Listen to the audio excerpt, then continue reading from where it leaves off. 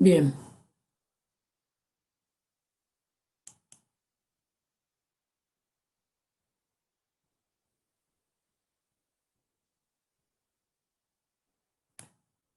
Bueno, esperamos un momentito que lleguen los otros chicos, porque quién sabe están esperando o están tardando en volver a entrar. Bueno, ya les voy comentando a los que están en clase. Vamos a subir un trabajo también sobre la primera parte de este capítulo. Lo vamos a dividir en dos o tres, vamos a ver. Todavía no hemos resuelto bien. Pero acuérdense que los trabajos es importante entregarlos, aunque no sea en el plazo estipulado. A veces repito, les ponemos un determinado tiempo para que ustedes se vayan estructurando en el tiempo, ¿eh? Pero hay veces que las cosas se les complican y no pueden cumplir eso. Pero bueno, no importa que no lo entreguen exactamente a tiempo. El asunto es que les sirva a ustedes y que nosotros los podamos mirar para ayudarlos para el examen, ¿no? Esa es la finalidad de los trabajos. Vieron que en ese de demostraciones hubo muchos que tenían algunos errores que no se los decimos, para ustedes estaban bien. Entonces, por eso es que les pedimos, fundamentalmente por eso es que queremos que entreguen trabajos.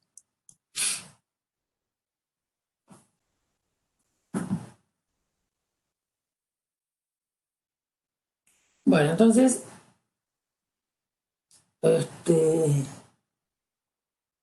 vamos a ver un segundito más, si entra algún chico más, y si no, seguimos con estos participantes. Lo que pasa es que hace un momentito éramos más, y es complicado entrar, salir, etcétera, o sea que algunos pueden tener problemas con eso. Bueno, entonces, a mí se me ocurrió definir esta operación. ¿Por qué? Porque sí, no hay ninguna razón, sino para mostrarles cómo se trabaja cuando uno tiene que analizar propiedades que tiene una determinada operación. ¿Bien? La operación está definida así. Para m y n enteros, m peso n es m por n más 3. Entonces, ya vimos que no es asociativa, sí es conmutativa. Otra propiedad que a veces uno intenta ver es si tiene neutro. Entonces, para que tenga neutro, tendría que existir un E en este caso entero, porque estoy trabajando sobre el conjunto de los números enteros, tal que E peso cualquier número A, vamos a ponerle, sea lo mismo que A peso E y sea igual a.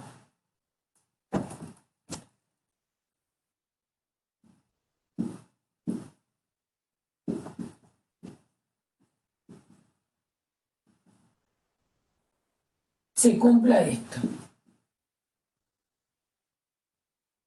Entonces, el E tendría que ser un entero, tal que para cualquiera cumpla que E peso A sea lo mismo que A peso E y me dé A por resultado. Entonces, vamos a ver. Yo les cuento cómo se hace esto. Uno supone que hay un E que cumple, que E peso A, por ejemplo, le da A por resultado. Supongo esto.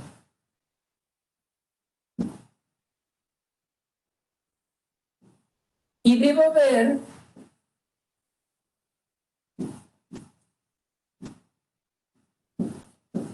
que E es entero.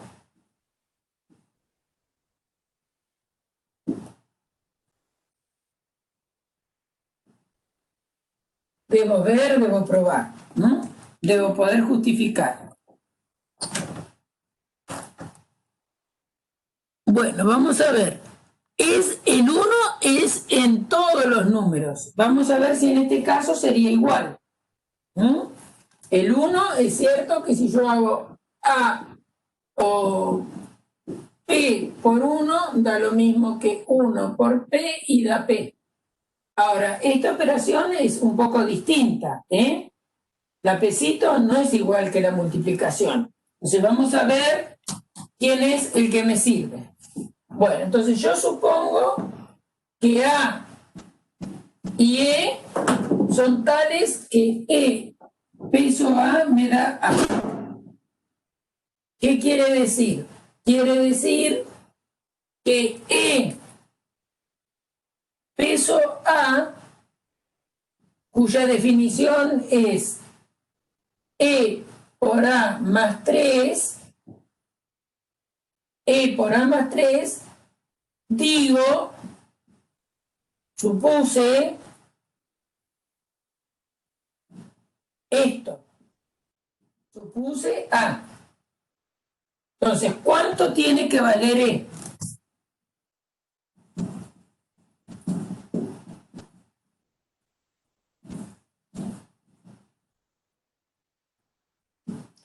Fíjense que les ha quedado una ecuación, E punto A, E por A más 3 igual a.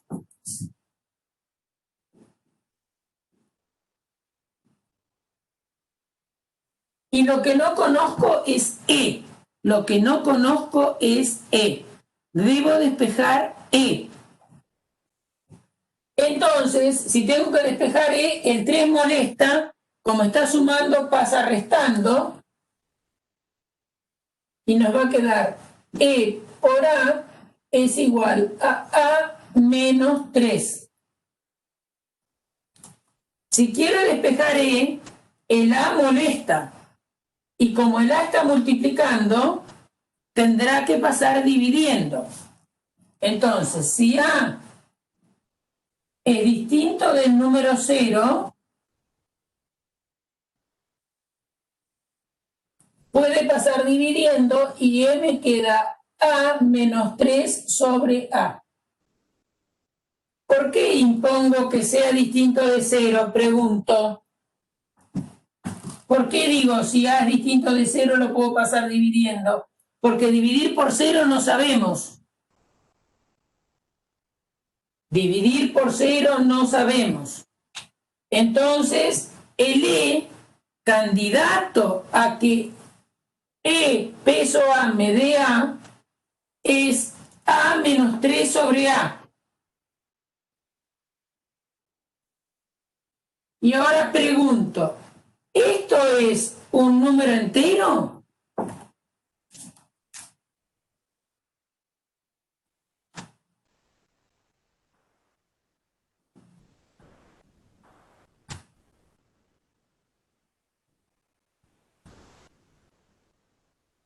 Y dependería de quién es A, ¿no? Dependería de quién es A. Y fíjense que el E les queda dependiendo de A. Ya eso es mala espina. ¿Por qué?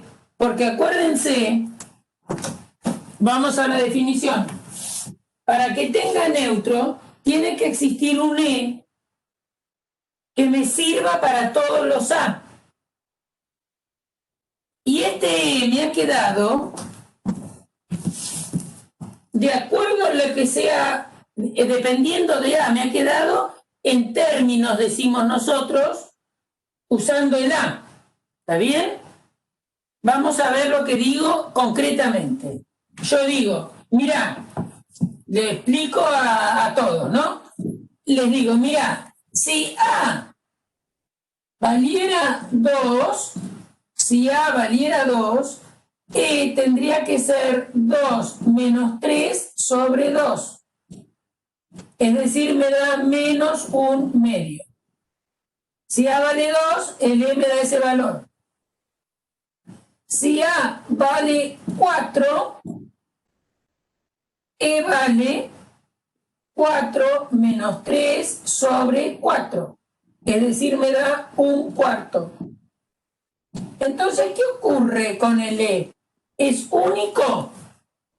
¿Sirve para todos los A el mismo?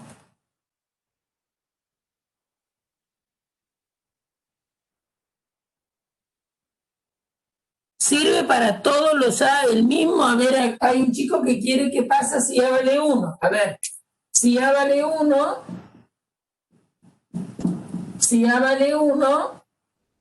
te va a quedar que E vale 1 menos 3 sobre 1 da menos 2. ¿Está bien? Si A vale 1 es eso. ¿Y ese va a servir para todos? Porque él, me imagino por qué lo dijo, ¿no? Porque está dividiendo. Entonces la pregunta es, ¿este menos 2, valor de E, servirá para cualquier A? ¿Esta igualdad que yo pretendo servirá para cualquiera? Vamos a ver. Está muy linda la pregunta y muy lindo lo que está pasando. Si E vale 2, si E, haciendo A igual a 1, que le dio un racional y le dio menos 2, el valor de E le dio menos 2, digo, para A igual 1 resulta E igual menos 2. ¿Este valor sirve siempre? Pregunto si sirve siempre.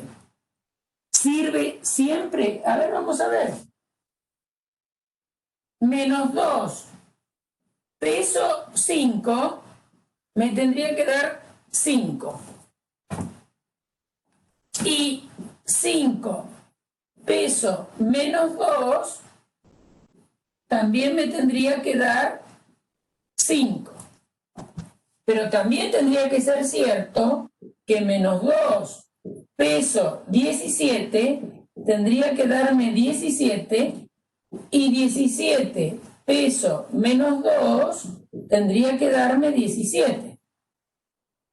Porque yo quiero, el neutro, tiene que verificarse que para todo A que se me ocurra, A con el neutro me dé lo mismo que el neutro con A y me dé A.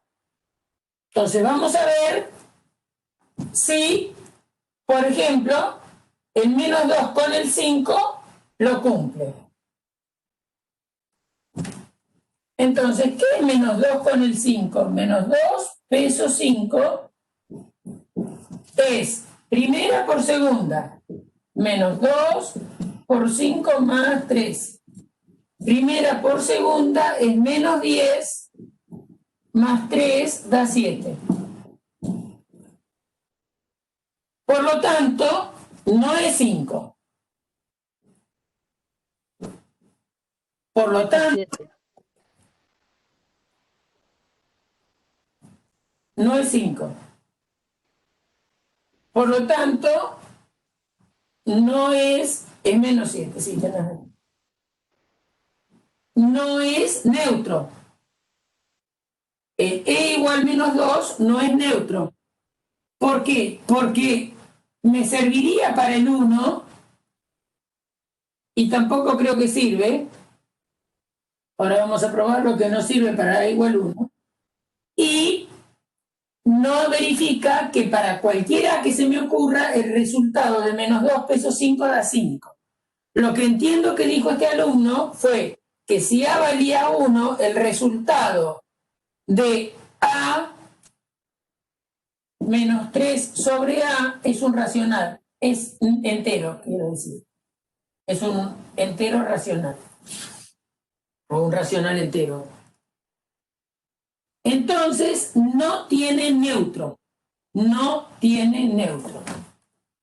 Y fíjate, el chico que tiró el A igual 1, que tampoco para el 1 este menos 2 te sirve, porque te quedaría menos 2, peso 1, la pregunta es si te da 1. ¿Está bien? y sería menos 2 peso 1 es menos 2 por más 3, así ahí te da 1. Menos 2 más 3, y esto da 1. Es en el único caso que da.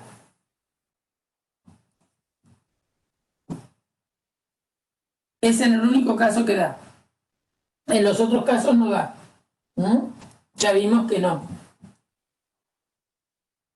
Y era natural que no dé, porque está, fíjense que les había quedado que E era A menos 3 sobre A.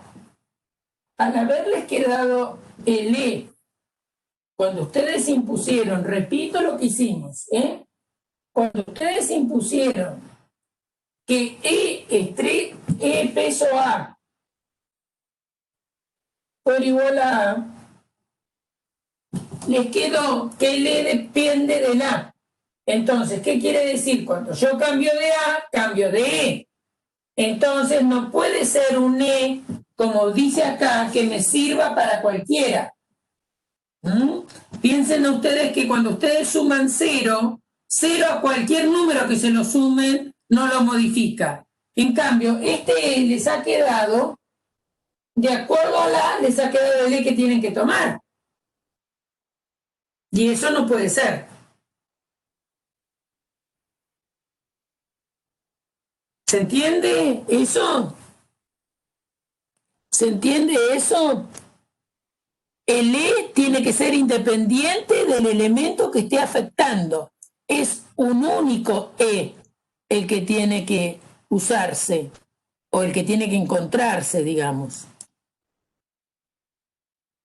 Entonces, esta operación no tiene neutro. Si alguno no entendió, me pregunta.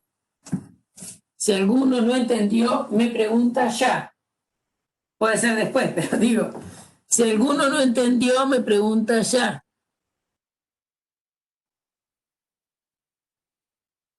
No terminaste de entender bien. Bien. Perfecto. Lo que significa la definición de neutro,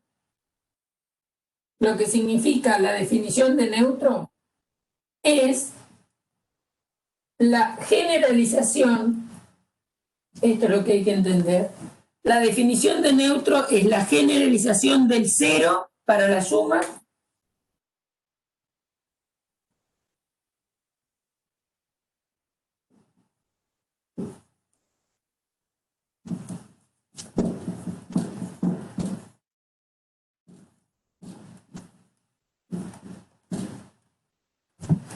o el 1 para la multiplicación. El neutro generaliza a lo que hace el 0 en la suma y el 1 en la multiplicación. ¿Qué propiedad tiene el 0 en la suma? Que cuando vos agarrás el número 200 y le sumás 0, ¿cuánto te da? 200. Agarrás menos 16 y le sumás 0, ¿cuánto te da? ¿Cuánto da menos 16 más 0? Menos 16. Si tomo el número 2584 y le sumo 0, ¿cuánto me da? 2584.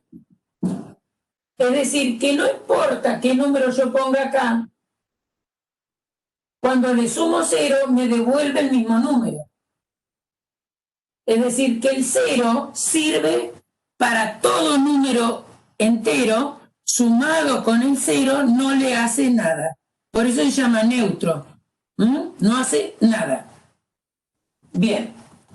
Si el 1, ¿qué pasa con el 1? Si en lugar de sumar 0, yo multiplico por el 1, si yo tengo 4 por 1 o 2517 por 1, ¿qué resultado tiene 4 por 1? 4. 2517 por 1, 2517. Es decir, que el 1, en el caso de la multiplicación, tampoco modifica a los números. Ahora, ¿sí? Bien. Entonces, cuando uno habla en una operación cualquiera, como es esta pesito que a mí se me ocurrió definir así, que sea m por n más 3, yo estoy buscando un número que no afecte a ningún elemento del conjunto, en este caso z, porque la operación está definida en z, y que cuando yo haga este e, que tiene que estar en z, operando por la operación peso con a, me devuelva peso. ¿Qué es lo que quería sacar? Por ejemplo, que 4 por 1 te dé 4. O que menos 16 más 0 te dé menos 16. Es decir, el 1 es único para la multiplicación, es el único neutro que hay. No depende de nadie, no depende del 4, depende de nada. Es la propiedad que tiene. Lo mismo el 0. El 0 no depende del menos 16, sino que es único el 0 y es un elemento especial el 0, porque sumado con cualquier otro no lo modifica. Bueno, entonces vos estás buscando si hay algún número en Z que para esta operación sea tan especial que no modifique cuando opera con A. ¿Y qué quiere decir que no modifique? Y bueno, cuando yo haga E peso A, me devuelva A. Ahora, ¿qué es E peso A? E peso A es E por A más 3. Y vos estás imponiendo que esto sea A. Es decir, le estás imponiendo lo mismo que acá, por ejemplo. Acá uno impone que 4 por 1 me dé 4. Si fuera para suma, sería que el menos 16 más 0 me dé menos 16. Entonces, acá la operación es un poco más complicada y lo que le hace a operar con 3 a derecha es E por A más 3.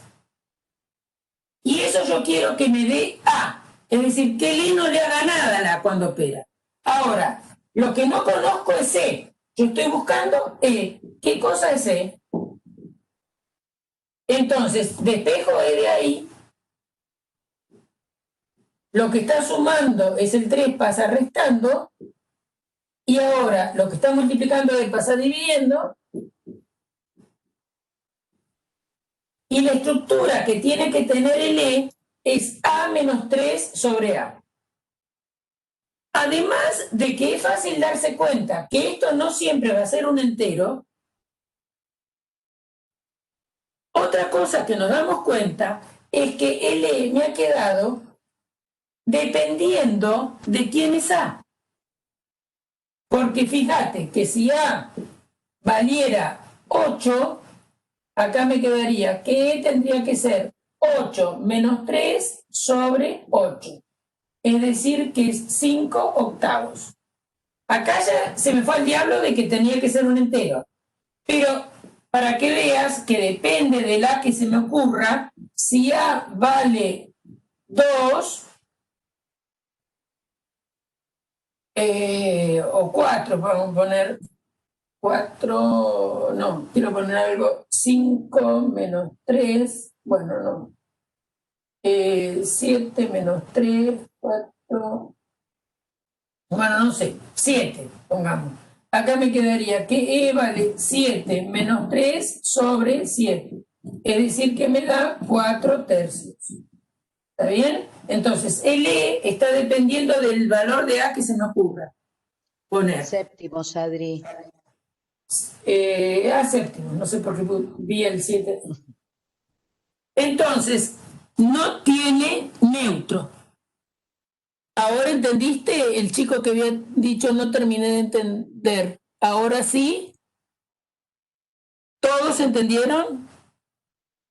¿Sí? ¿Todos entendieron? ¿Sí? Es decir, me tiene que dar un entero, pero privilegiado. Es decir, un entero único que me sirva siempre, cualquiera sea el valor. Fíjense que ustedes, la palabra esa neutro, lo que está generalizando es el 0 para la suma y el 1 para la multiplicación. Y el 0 me sirve para cualquier entero que se me ocurra y el 1 me sirve para cualquier entero que se me ocurra cuando hago la operación de suma o de producto, ¿no? De multiplicación, quiero decir. ¿Entendido? No alteran la suma ni altera el producto, decimos. ¿Entendido? Bueno. Entonces uno podría seguir mirando qué propiedades tiene esta operación. Entonces, ya miré. Sí, asociativa no es. Neutro no tiene. Conmutativa es. Es cerrada, lo habíamos visto. Y no tiene sentido, si no tiene neutro, observación, si no tiene neutro no puede tener inverso. Si no tiene neutro,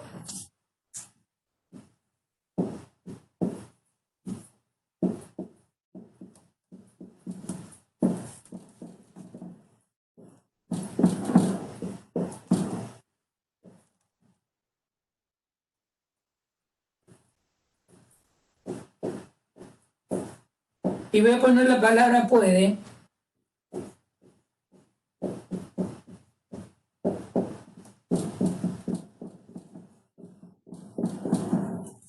no puede tener inverso.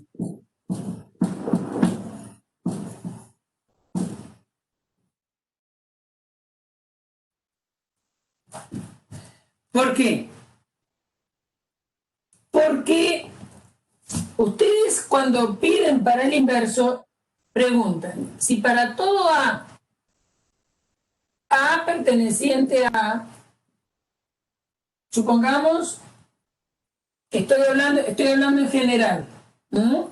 La voy a escribir allá, mejor.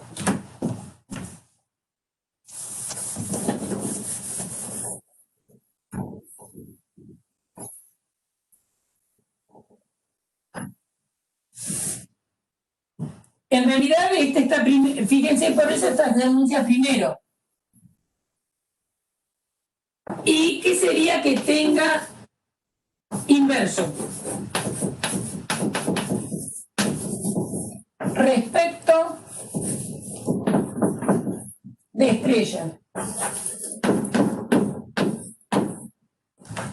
Querría decir que dado A, que para todo A, en A, exista A tilde, vamos a ponerle otro A, en A, tal que A estrella A tilde me dé L. Y sea lo mismo que A tilde estrella A.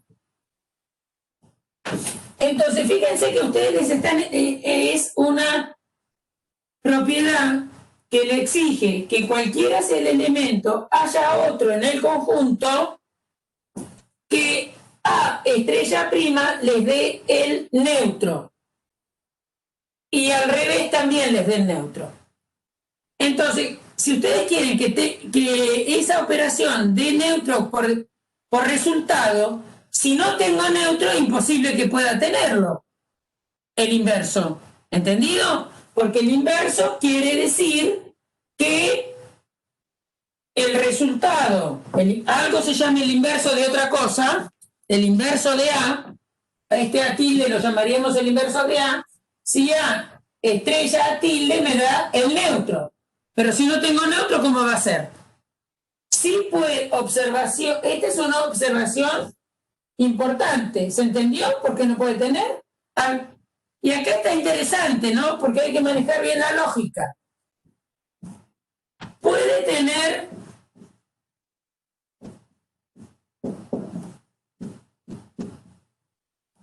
neutro y no inverso.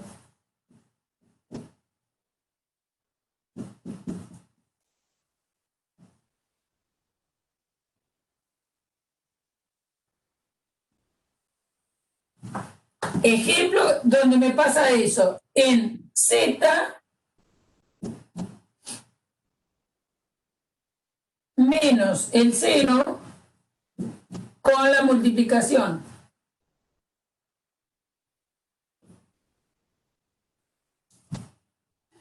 Porque tengo neutro, que es el 1, ¿no es cierto? Si A es distinto de 0 y A está en los enteros, todos sabemos que 1 por A nos da A. Tengo neutro, existe el 1, ¿no? Tengo neutro, pero igual este elemento no tiene inverso, porque como me dijeron hace un rato, A, para que yo lo multiplique por alguien y me dé 1, ese tendría que ser 1 sobre A. Y 1 sobre A no es entero en general. ¿Está bien? Entonces, puede tener neutro y no tener inverso. Pero si no tiene neutro, no puede tener inverso. ¿Quedaron claras esas dos observaciones que no son triviales? Pero quiero saber si les quedaron claras esas observaciones. ¿Sí? ¿Quedaron claras? A ver, a Pablo dice que no. Bien.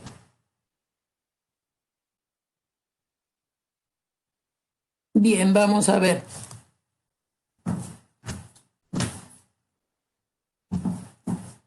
¿Qué es lo que no te quedó claro? ¿Que si no tiene neutro no tiene inverso?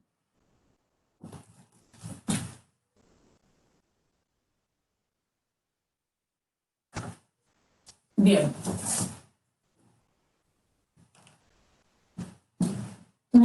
Miremos la definición. Para que algo tenga inverso, la propiedad que tiene que verificar, a ver, vamos más abajo, a ver.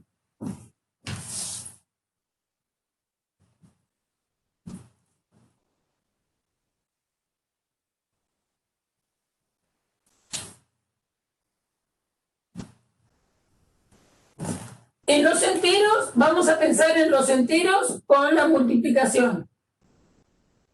¿Está bien? Vamos a mirar los enteros con la multiplicación.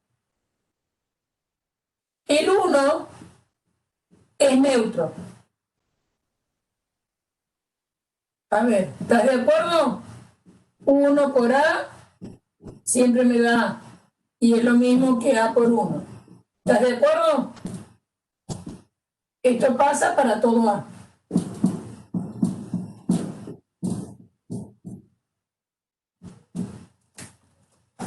¿Sí o no? ¿Sí? Bien. Ahora, si vos pensás en los A pertenecientes a los enteros y A distinto de 0, aún restringiendo así. Por ejemplo, A igual 2 o cualquiera que se te ocurra, que no sea 0. Si 1 por este número me tiene que dar 1,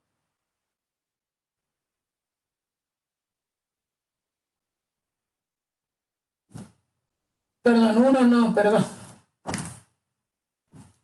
1 por ese número. Estoy buscando, perdóname que me taré, definición de inverso.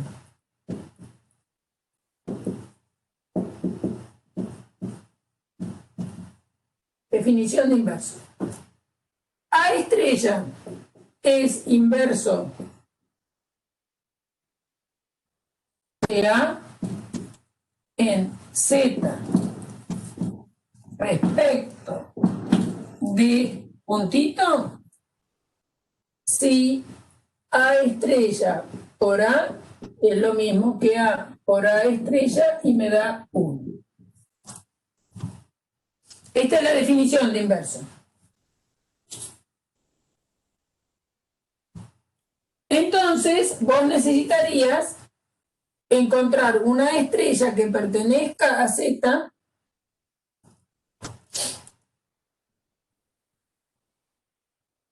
respecto de la operación punto, tal que A estrella por A te dé 1. Entonces, A estrella tendría que ser 1 sobre A. Yo puedo dividir por A si A es distinto de 0. Por eso yo pensé A distinto de 0. Ahora, ¿cuándo esto da un entero? ¿Cuándo 1 sobre A te da un entero? ¿Cuándo 1 sobre A te da un entero? Cuando A vale 1 o menos 1, ¿no?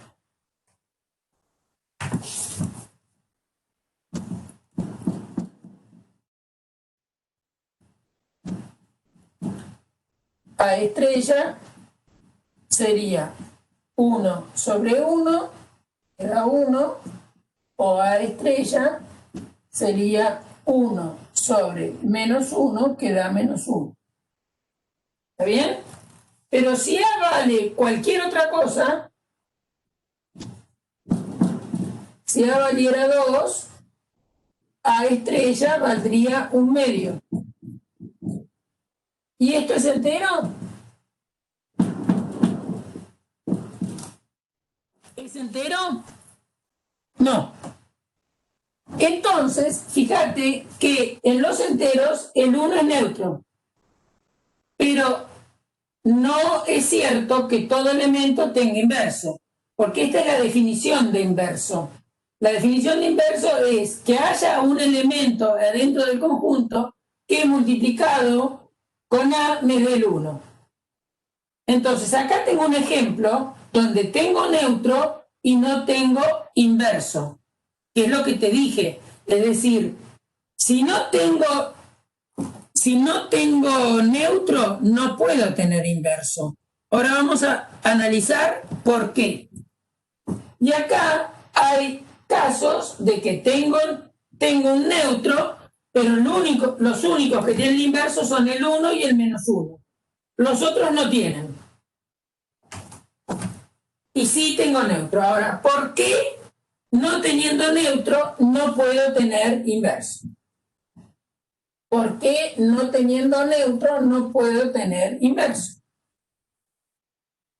¿Por qué? Porque la definición te exige lo siguiente, que si E es el neutro de un conjunto A con la operación estrellita, lo que significa que sea neutro es que A estrellita E de lo mismo que E estrellita A y de A. Esa es la definición de neutro, cualquiera sea.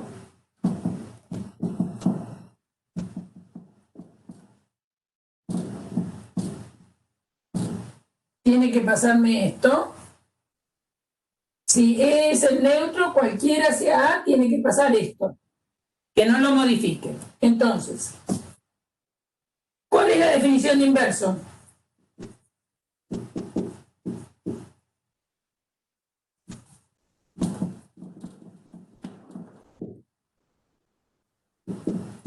Que para todo A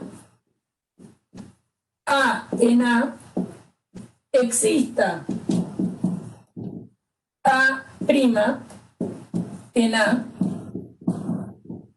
tal que A estrella A' te dé lo mismo que A' estrella A y te dé E.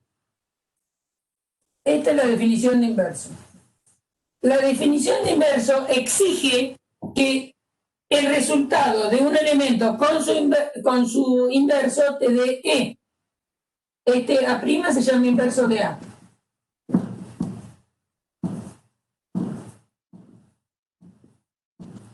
Entonces, ¿cómo te va a dar E si el E no existe? En la operación que hicimos hace un ratito, esa peso,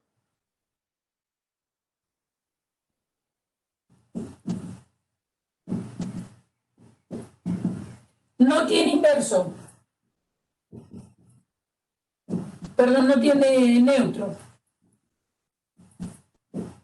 No tiene neutro. Entonces acá no puedo meter nada, porque no hay E que sea el neutro. No tiene neutro. Entonces acá, ¿cómo voy a poder igualar algo a algo que no existe?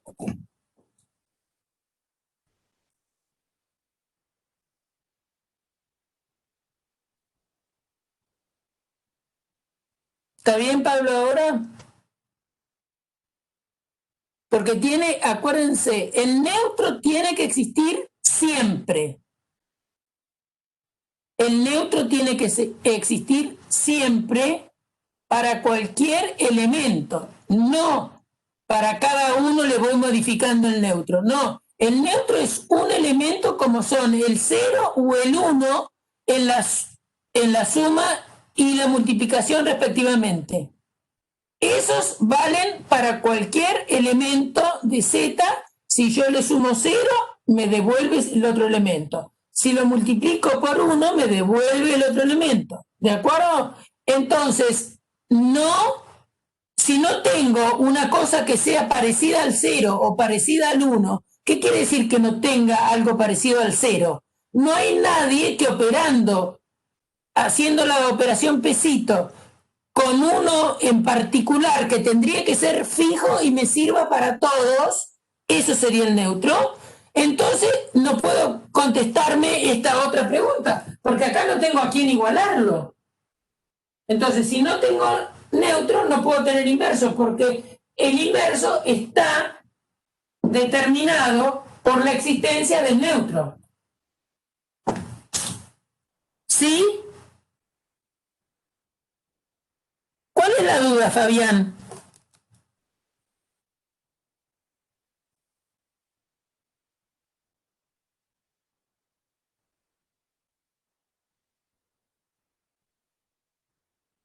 ¿Cuál es la duda, Fabián? ¿Ahora te quedó clara? El 1 es para la multiplicación. ¿Entendido? Bueno. Bueno, ya no hay más propiedades para preguntarnos qué propiedades tiene esta operación. Como no tiene neutro, no va a tener inverso, que son las propiedades, las 4 que uno se pregunta para ver qué propiedades tiene. Entonces es bastante poco cerrada y conmutativa. Las otras propiedades, no las habituales, que uno se pregunta si tiene, no las tiene. ¿Por qué son las habituales que uno se pregunta? Porque acuérdense que yo les dije que lo que generaba toda nuestra investigación era el concepto de grupo que teníamos con los enteros con la suma. Y los enteros con la suma son un grupo conmutativo. ¿Está bien? Entonces, eso es lo que me pregunto. Bien, ¿qué hora tenemos? Bien. Bueno, ahora va a haber como una apariencia de que yo cambié de tema y no cambié nada de tema. Vamos a mirar un conjunto cualquiera. Pero voy a hacer un conjunto chiquitito, van a ver por qué. Un conjunto que lo voy a definir por extensión y chiquito. Vamos a pensar en el conjunto A igual a 1, 2 y 3. No, ¿saben qué? Le voy a poner letras para que no piensen que tiene que ser numérico, ¿eh?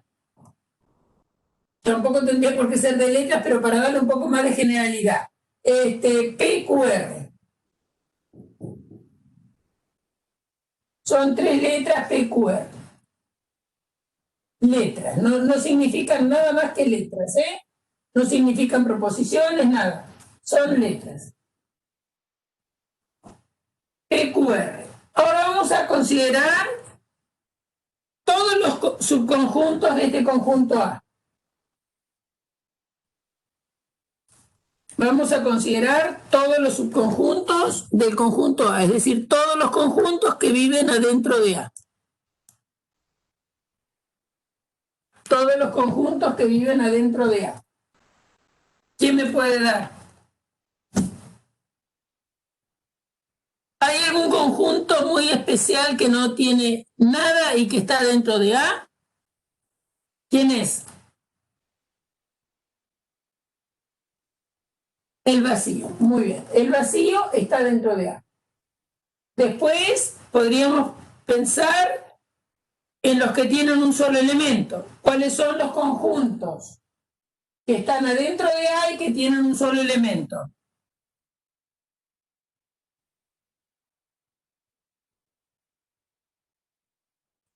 ¿Cuáles son?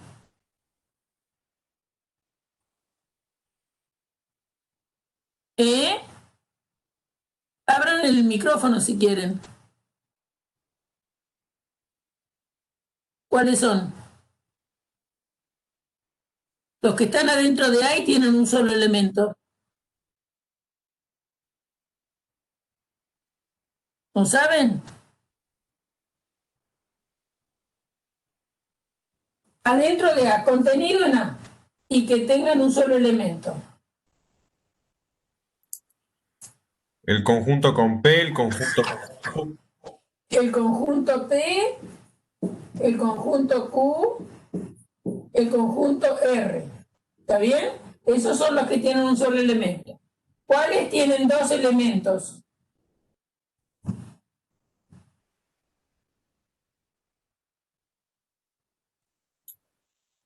Puede ser con PQ, PR, R.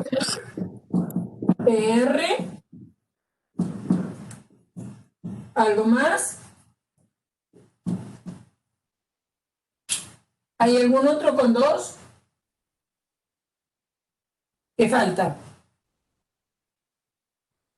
P jugó con Q, P jugó con R, ya P no juega más. Y ahora falta QR. Y otro que puede estar es PQR. ¿No es cierto? Porque el propio A está contenido en A. Todos los elementos de este conjunto están en este.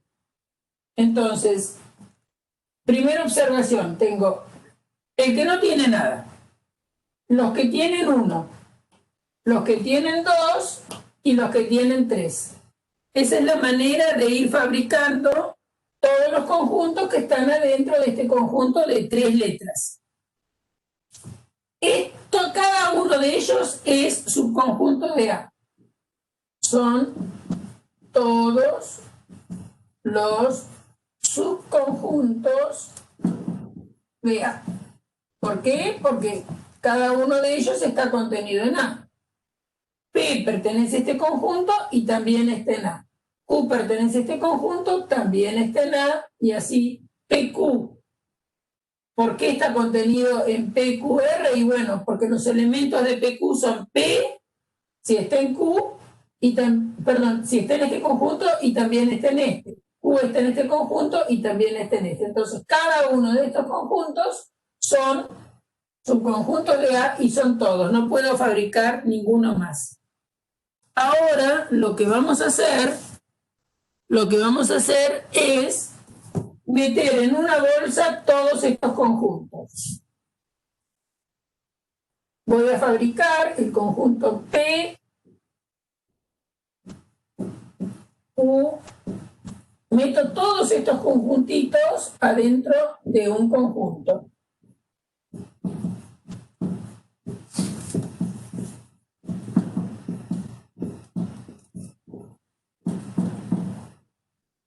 Y este es A, o sea que voy a poner la letra A sola. ¿Cómo se llama este conjunto? Tiene nombre, se llama conjunto de partes de A.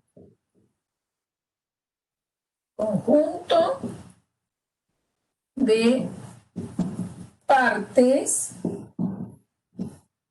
de A. Fíjense que porque el nombre es bastante trivial, ¿no es cierto? Cada uno de estos conjuntos es una parte del conjunto. Si uno tiene A,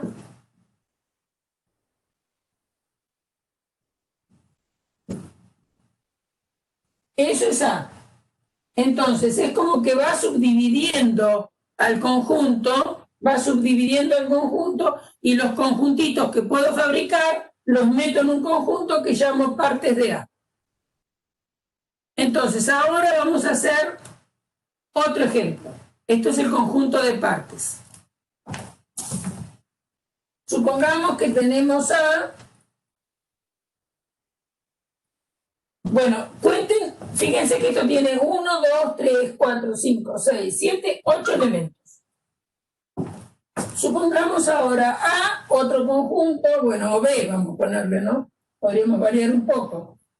Supongamos que B es el conjunto B3.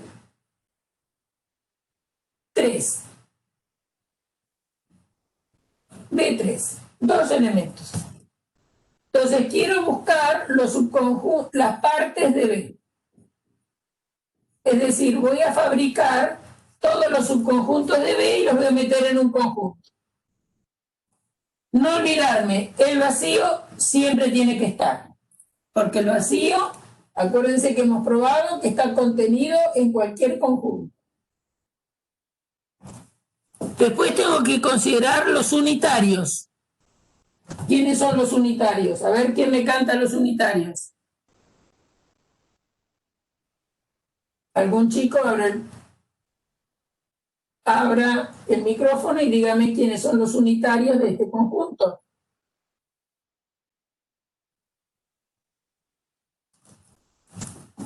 ¿Cuáles son los que tienen un elemento? El B y el 3. El B por separado del 3. Y después, ¿qué otro conjunto tengo contenido en A? En B, perdón. ¿Falta alguno? El que está contenido en sí mismo. El que está contenido en sí mismo. Bien, fíjense que acá B tiene la letra B y el número 3, tiene 2 elementos y las partes tienen 4. Bueno, esto se puede demostrar, pero por ahora lo usan como control, que si A tiene n elementos, las partes de A tiene 2 a la n. Fíjense que acá tengo 2 y acá tengo 4. Acá tengo 3 y acá tengo 8. Bien, 2 al cubo es 8. Y 2 al cuadrado es 4. Bien, entonces las partes no es más que el conjunto de los subconjuntos de un conjunto dado. Bien. Ahora vamos a hacer operaciones de conjuntos adentro de un conjunto de partes.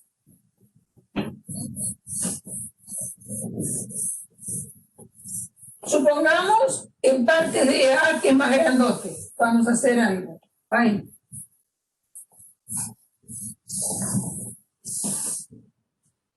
¿Qué pasa si tomo 2 elementos de partes de A, por ejemplo, P, y hago la unión con Q?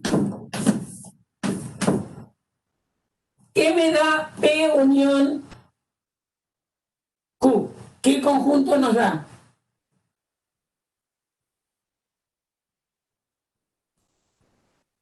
¿Qué conjunto nos da?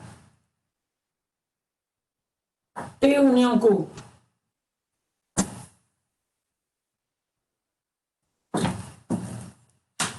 PQ, muy bien, metido en un conjunto, ¿no es cierto?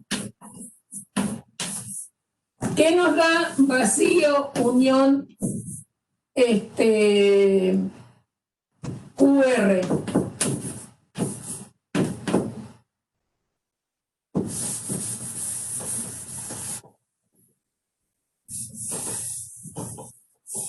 Queda vacío unión QR. QR, muy bien. Queda vacío intersección PR. Queda vacío intersección PR.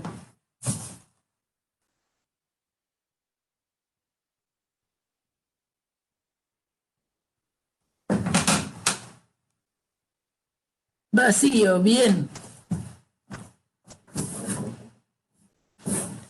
Queda, por ejemplo, PR unión QR.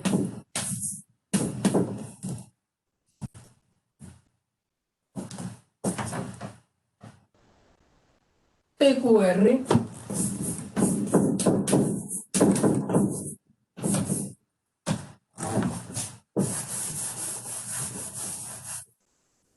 Queda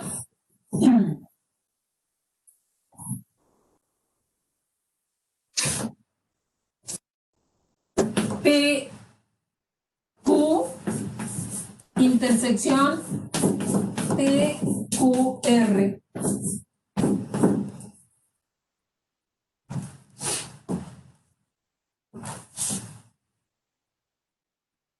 PQ.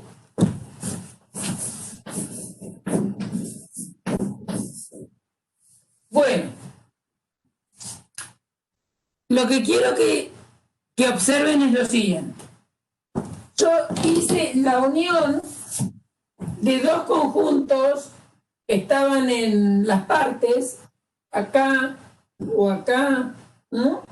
Y me volvió a dar un conjunto que estaba en las partes. Hice la intersección de dos conjuntos que estaban en las partes y me dio un conjunto que estaba en las partes.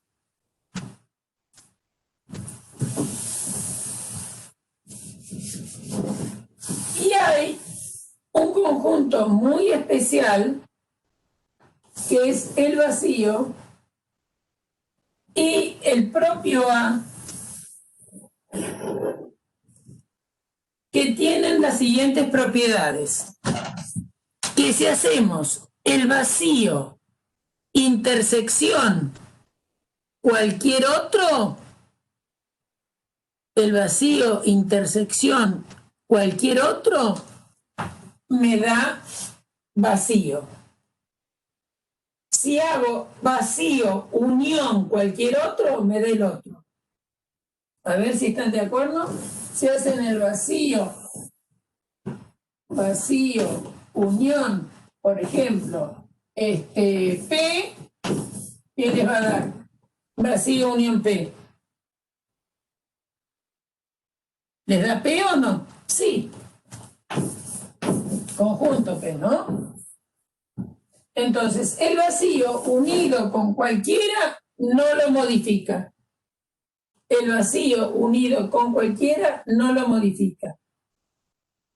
En cambio, si intersecto, da vacío. Si hago la unión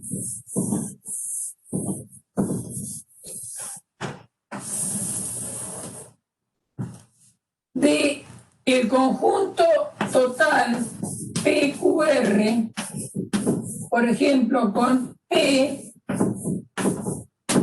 ¿qué nos da? Si hacemos PQR unión P, ¿qué nos da? La unión de este conjunto con este conjunto. PQR.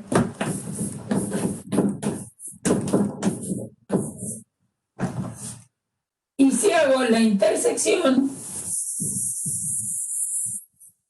de cualquier conjunto con PQR, por ejemplo, qué sé yo, RQ intersección PQR, ¿qué les da?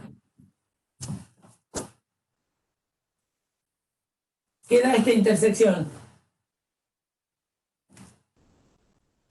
Muy bien, RQ.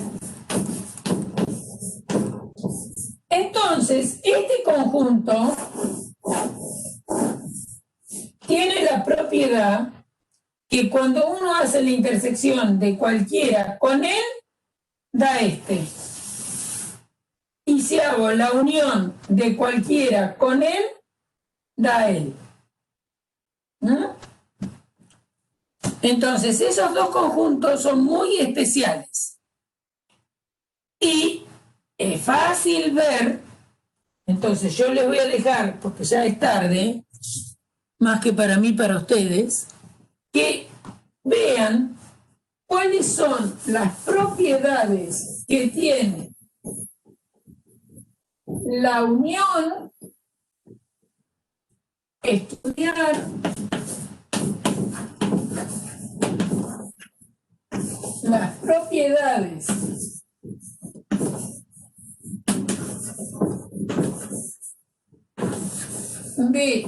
para ese conjunto A, de las partes de A con la unión. Si pueden encontrar qué propiedades tiene. Es decir, la unión. Lo que me voy a preguntar, o que les estoy preguntando, ¿es cerrada? ¿Es asociativa? ¿Tiene neutro?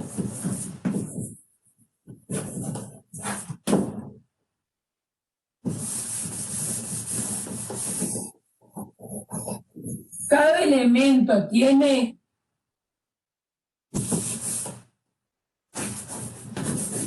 cada conjunto de partes de A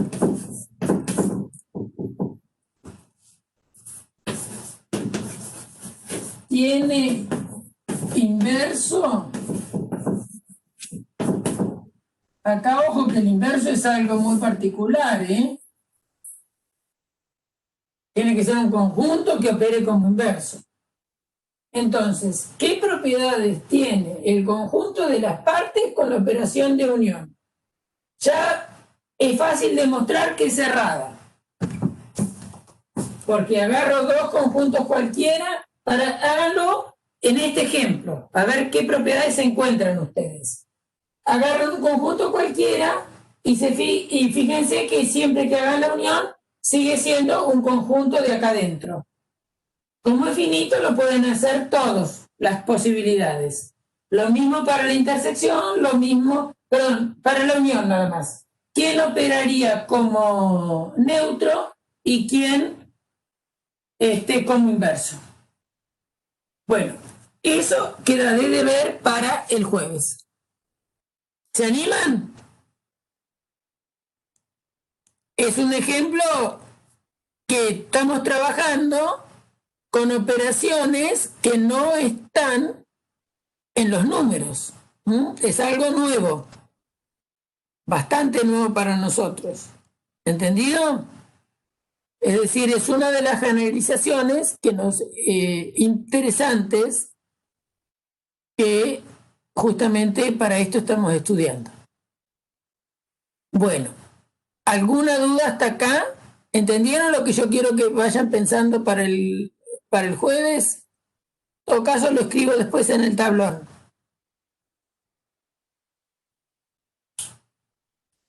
Bueno, ¿entendieron la clase? Porque la clase de hoy fue difícil, ¿eh?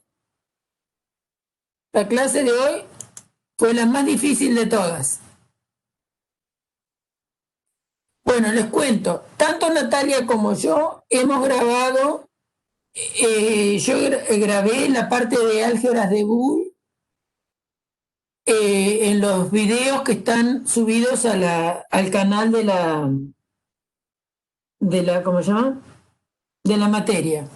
Los hice en el primer cuatrimestre. Son un poco largos, pero por lo menos la parte 1 y 2 sería bueno que la miraran, porque son como 6 partes, ¿eh? Pero sería bueno que miraran 1 y 2 para el jueves para entender un poco de qué se trata. ¿Qué significa estructuras algebraicas? ¿Qué significa estructuras algebraicas? Que no es una pavada.